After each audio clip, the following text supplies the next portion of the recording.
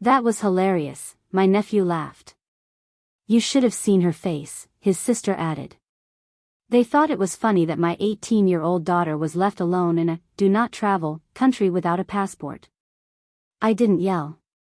I just started making calls. The next morning, security was at their door. When they finally walked into the resort lobby, I did a double take. My parents, my sister Kendra, her 2 kids, Max and Savannah, all present and accounted for. Laughing. Chatting. Acting like this was just another vacation. But Rose wasn't with them. My daughter. My 18-year-old. I looked again, expecting to see her trailing behind. Maybe she'd stop to grab water or use the bathroom. Something. But no one looked back. No one mentioned her. I felt my husband Darius shift beside me. He noticed too. Where's Rose?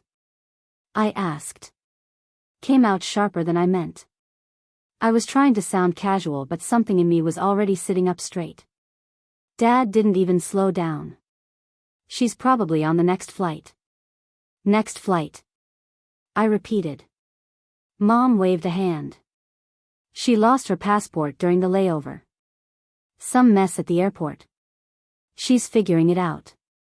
There was a pause in my chest. One of those moments where your body knows something is wrong before your brain finishes loading the page. She lost it during the layover? I said, trying to keep my voice even. In London. They all hesitated. The kind of hesitation that makes your stomach fall through the floor. Not quite, Dad said. Darius shifted beside me. What does that mean? Not quite. Oh well. Our original flight got cancelled. Mom said brightly, like it was a fun twist. But your dad found us a better deal. 2 layovers. We saved a bundle. The airline staff didn't even want to tell us about it. But your dad pushed. I don't even think they put it online, Dad added proudly. Sudan was faster. And cheaper. Win-win. Darius blinked. Sudan. I turned toward them fully now. You rerouted through Sudan? Dad shrugged. There were plenty of seats. They even gave us compensation for the cancelled leg. We ended up ahead. And where did she lose the passport? I asked, though I already knew. In Sudan, he said. You're kidding. I looked from face to face, hoping one of them would crack a smile. That's a joke, right? Silence. Right. I repeated. Kendra looked bored. Savannah was already on her phone. Max elbowed her and grinned. You should have seen her face when she realized, he said. It was hilarious. Savannah snorted. She totally freaked. Like full panic mode. I thought she was gonna faint. I wish I'd filmed it, Max added. She looked like one of those people in prank videos. I stared at them. I wasn't sure what stunned me more. The words or the tone. Like they'd watched someone drown and thought it was entertaining. You left her, I said quietly. You actually left her behind? Mom crossed her arms. We didn't leave her. She lost her passport. She's 18, Dad said. She's not a baby. Kendra sighed. You're blowing this out of proportion. She said she'd handle it. You're telling me, I said slowly, that my daughter lost her passport, in a do-not-travel zone, and you left her there alone? She's smart, Mom said. You've always said that. Daria stepped forward now. His voice was calm, but I could see the line in his jaw. Why didn't you stay with her? One adult. Just one of you could have stayed back. And missed the flight? Dad looked genuinely confused. We're already here. What else were we supposed to do? You were supposed to not reroute through a high-risk country in the first place, Daria said. You were supposed to tell us. We didn't want drama, Kendra muttered. And now you've got it. I shot back. I pulled out my phone and started calling. straight to voicemail. Daria tried hers, too. Nothing. Maybe her phone died, Mom offered. We told her to stay near the desk. Which desk? I asked. The one in the airport where you left her? No one answered that. You're always acting like she can't function without you. Daria slid out a quiet breath that somehow sounded louder than a scream. She's alone in Sudan. With no passport. No local contact. No embassy. And you thought she could function her way out of that? Savannah finally looked up. She said she didn't want to go through Sudan anyway, she said. She kept going on and on about how unsafe it was. Like, it's not safe for women this and we shouldn't be rerouting that. Max snorted. She was acting like a baby. Maybe she should just stay there. She fits in better. I blinked. What did you just say? He looked up, grinning, unbothered. I mean, her dad's black, right? So she fits in more than we do. Darius' arm tensed beside me. Kendra stepped in fast. He didn't mean it that way. I didn't say anything bad, Max said. I'm just saying she was freaking out over nothing. I stared at the boy. Then at Kendra. Then at my parents. And something cracked in me. Not loudly. Not like a break. More like a joint quietly slipping out of socket. Painful but so subtle no one notices it first. I turned back to Darius. We're fixing this, I said. My voice didn't shake. Yow. He nodded once, already pulling up flights on his phone. Behind me, Mom called after us, you don't have to make a scene. But I wasn't making a scene. Not yet. That would come later. I've spent my entire life trying to earn decency from people who only ever offered me conditions. Growing up, Kendra could have set the house on fire and my parents would have said, she's just expressive. Meanwhile, I got grounded once for asking what bourgeois meant during dinner. Apparently I was being smug. You'd think adulthood would even things out, but no. The golden child glow-up carried on right into motherhood. Kendra had Max and Savannah. And suddenly she was the heroic single mom who did her best. Every time she let them eat candy for dinner or screamed at a cashier, Mom would just whisper, parenting is hard. Meanwhile, when Rose was 4 and cried at a birthday party because she didn't want to hit the piñata, my dad said she was too sensitive. You have to toughen her up, he told me. Can't baby her forever. By the time Rose hit high school she was winning awards left and right. On her roll, math club champion. A citywide science grant at 17.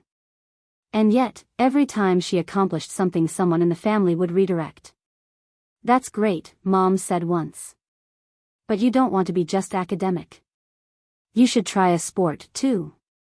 Like basketball. Basketball? She's 5'2" with asthma and coordination issues. But sure. Or my personal favorite. Being smart is good, but being well-rounded is better. This from the same people who framed Max's first macaroni craft like it was a gallery piece. They always said she was so mature for her age, but it came with an asterisk. It meant she was expected to put up with everything. Laugh off backhanded compliments. Absorb comments about her hair being distracting or her voice being too sharp. Darius, my husband Rose's father, used to say we were imagining things. That maybe it wasn't racism, just generational blindness. That we couldn't prove intent. And I clung to that for years because the alternative hurt too much. But looking back now, who was there? Who was always there? I thought if we were generous enough, gracious enough, they'd see who Rose really was. That maybe they'd love her for it. That's why I paid for this whole vacation. The hotel, the meals, the excursions, even the flights. It was my idea. A way to celebrate the business milestone Darius and I had reached and maybe, stupidly, a way to bring everyone closer. I should have known better. After Rose didn't arrive at the resort, I asked them to search their bags. Just to be safe. I said maybe her passport slipped into someone else's backpack during security or got stuck behind a tray table and ended up with one of them by accident. Kendra rolled her eyes. You think we hid it? No, I said carefully. But I think if there's even a small chance it got packed by mistake, it's worth looking. They resisted at first, acting insulted. Dad said something like, "We're not the enemy here." But when I kept pushing, things got weird. Max, Kendra's 11-year-old son, suddenly wouldn't meet my eyes. Savannah looked like she was trying not to laugh. And then Kendra said, "It was already too late. What did you want us to do?" I turned. What? She froze. I didn't mean, Dad cut in. The point is, it's not like we planned for this. Darius stepped forward. What exactly do you mean by, too late? No one answered. So I said it. You found her passport. Silence. My pulse was in my ears. You found it after she couldn't board? Still no one spoke. Savannah sat back on the couch like she was watching a movie. Max suddenly looked like he wanted to disappear. It was Max who cracked first. I just hid it as a joke, he mumbled. She was being annoying. Saying how Sudan was unsafe and how we were going to get kidnapped. I thought she needed to chill. My mouth went dry. She told you it was unsafe? Yeah, he said. She kept Googling stuff and trying to tell us. It was annoying. Like, okay, we get it. It's not Disneyland. I turned to my parents. And you all knew this? Mom waved a hand. We thought she was being dramatic. Like always. She's not dramatic, Darius said, his voice low. She's cautious. He's smart. She's 18 and stranded in Khartoum without a passport. And you're calling her dramatic. She could have gone to the embassy, Dad said flatly. There is no U.S. embassy in Sudan, I snapped. She probably figured that out after you left her. Kendra had the nerve to roll her eyes. She's legally an adult. What were we supposed to do? Miss the trip because she was being difficult? Darius blinked at her. Yes. Yes, I echoed. That's exactly what you were supposed to do. No one spoke. Then Max added helpfully. You should have seen her face when she realized. It was hilarious. Savannah nodded. She looked like she was going to cry. Darius stepped between me and them like he was physically restraining me. My nails were digging into my palms. Every molecule in my body screamed to launch something. My words against the entire damn couch. But I didn't shout. I just said very quietly, she's not dramatic. You are just cruel. And then I left the room. Because if I stayed I was going to break something. They think this is over. That she'll be fine, that we'll all move on, that this was just a mix-up. But it wasn't. It was deliberate. It was ugly. And they're going to regret it. The moment we confirmed Rose's passport was in Kendra's bag. I stopped listening. Not out of shock, though that was part of it, but because I was already moving. Darius was still staring at the bag like it had grown horns. They found it before takeoff. They knew, he muttered voice low. They knew she didn't have it and they left her there anyway. I didn't say anything. Just turned on my heel and walked straight back to the hotel suite. I opened my laptop, logged into the airline site and started scanning flight routes to Khartoum. There was one. It left in 5 hours. Was it risky? Yes.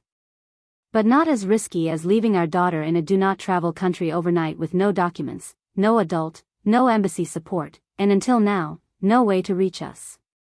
Darius leaned over my shoulder. He stayed. I'll go, he said, already pulling out his wallet. I didn't argue. He was right. Sudan was not a safe place for a young black woman alone. But it also wasn't a great place for me either, especially not if we needed someone to coordinate the fallout here. We booked it. One one-way flight for him, 2 return tickets for the following morning. One for him, one for Rose. The clock was ticking. He needed to leave soon to get through check-in and we still hadn't heard from her. I had tried her phone. Dozens of times. Signal unavailable. No voicemail. Just silence. I tried again. And again. I don't know why I kept thinking it would suddenly connect, but on the 9th try, this time while refreshing the airline confirmation page, I heard it. A ring. Then another. Then, Mom. I nearly dropped the phone. Rose? Oh my God. Rose, are you okay? A shaky breath on the other end. I've been trying to call.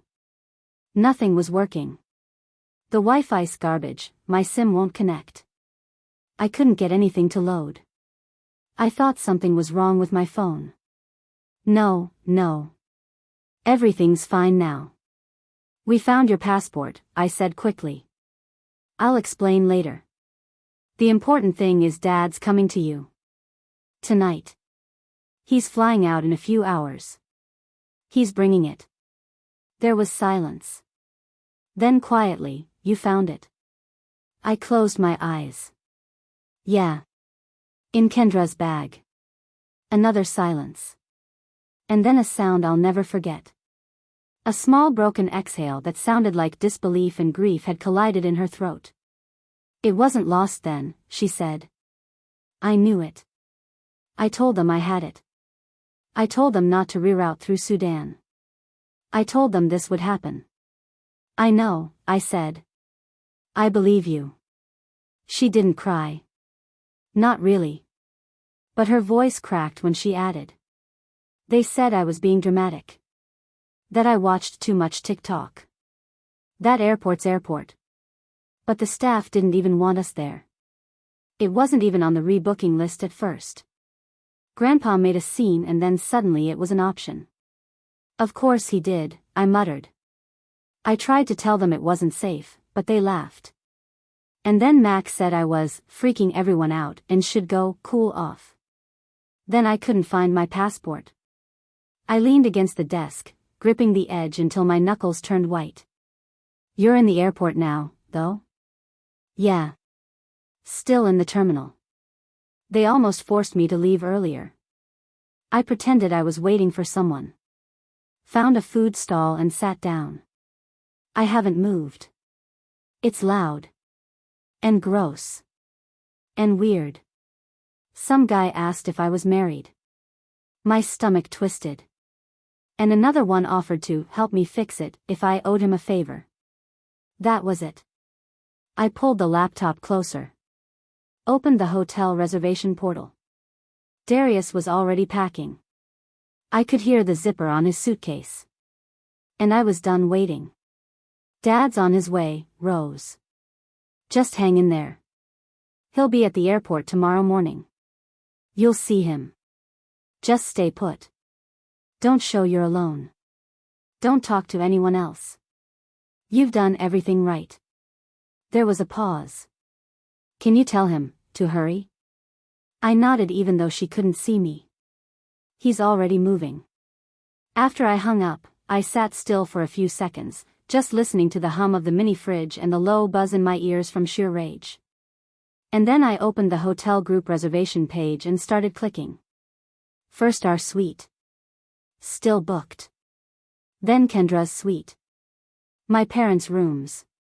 The family block I generously reserved at full cost because I thought this vacation would be good for us. Cancelled them all. Every last one. They could figure it out. Surely there'd be a clever reroute for that, too. Darius emerged from the bathroom, shaving kit in hand. Did she sound okay? She's holding it together. But she's scared. Of course she is, he said. Then he looked at my screen. What are you doing? I didn't look up. Taking back my generosity. He smiled tightly. Need help? I shook my head. Nope. I've got it. By the time he zipped his bag and kissed my forehead goodbye, I had also opened the return flight portal. Let's see how resourceful they really were.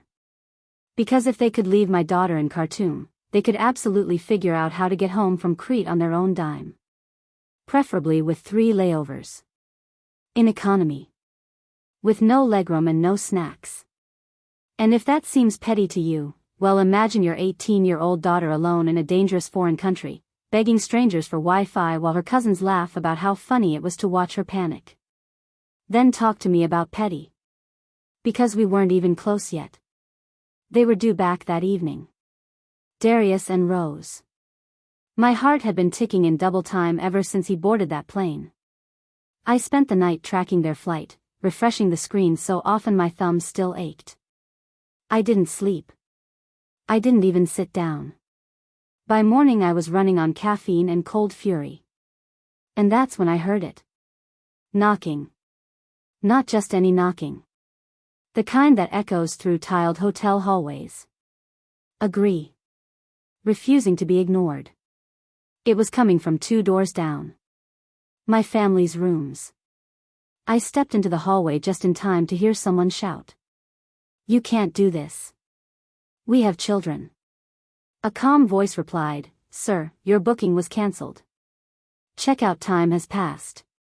If you do not leave voluntarily, we will be forced to call local authorities. Another bang.